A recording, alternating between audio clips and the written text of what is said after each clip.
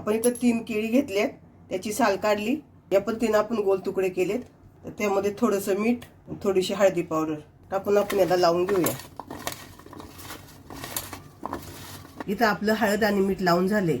हिरव्या मिरच्या 4-5 मिऱ्या, आलं आणि लसूण आता आपण मिक्सरला बारीक वाटून घेऊया. तेल तापले, त्यामध्ये आपण केळं कापून घेतले ते सोडूया.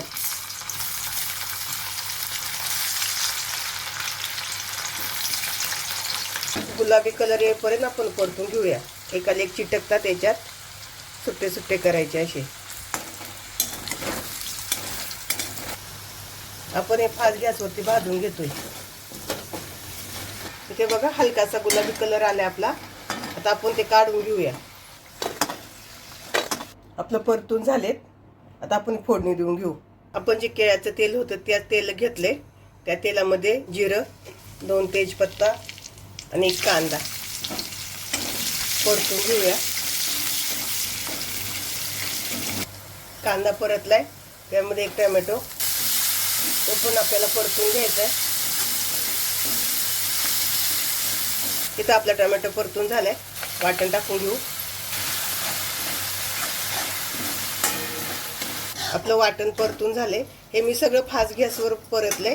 आता आपण गॅस बारीक केलाय. त्यामध्ये धनिया पावडर, जिरा पावडर आणि हळद परतून घेऊया आपण. काश्मीरी लाल मिरची पावडर, तुम्हाला काश्मीरी लाल मिरची पावडर टाकायची नसेल तर तिखटवाली टाका.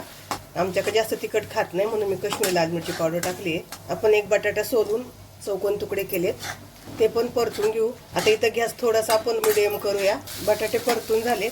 चवीनुसार मीठ,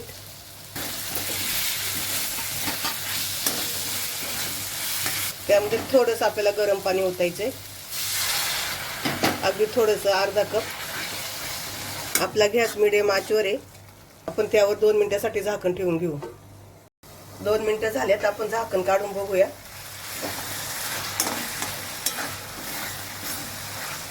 आपली ग्रेव्ही छान अशी दाटसर झाली आहे. कांदा आणि टमाटर टाकलेले छान शिजले. त्यामध्ये आपण केळे टाकून देऊ. मिक्स करायचं छान.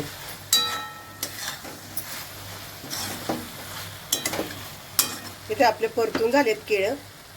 त्यामध्ये आपण गरम पाणी ओतूया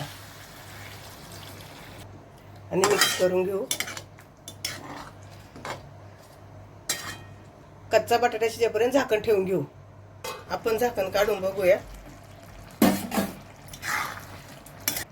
बटाटा बघूया शिजलाय का. आपला बटाटा शिजलाय. आता त्यामध्ये मी वरून किचन किंग मसाला टाकते. तुम्हाला किचन किंग मसाला नसेल तुमच्याकडे तर तुम्ही गरम मसाला टाका. आपण मिक्स करून घेतोय. त्यामध्ये थोडासा शेंगदाण्याचा कूट आणि कोथिंबीर.